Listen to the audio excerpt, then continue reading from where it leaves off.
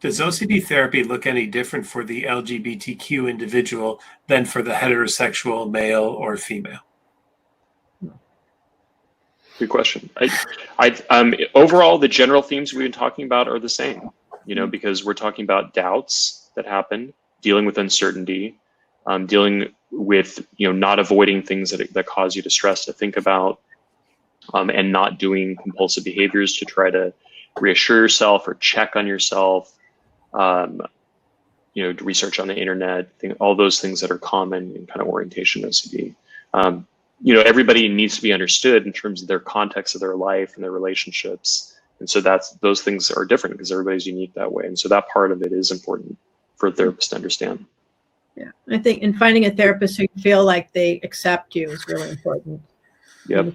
If you have ROCD about your lesbian lover and you're telling about why you doubt you should be with her, you want them to treat that OCD and not think, well, all lesbians have bad relationships anyway, so of course you're in trouble.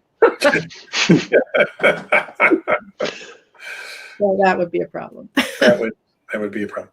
Yeah. At least you might, and feel free, but do you find that as a lesbian therapist that there's any difference from how you might work, especially in the orientation-based OCD, than a therapist who is not LGBTQ?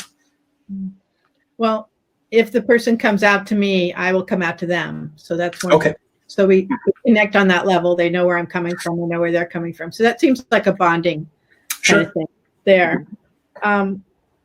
And also, I think I'm a little more comfortable with some of the exposures than someone else might be. Like with males who fear they might be gay, and there's no reason to think they are gay. They have all heterosexual experiences, and they're all great. I'll have them watch Game of Thrones, the kissing episodes between the men. So I come up with some pretty wacky assignments, and I think that's because I'm comfortable with the subject as well. Sure.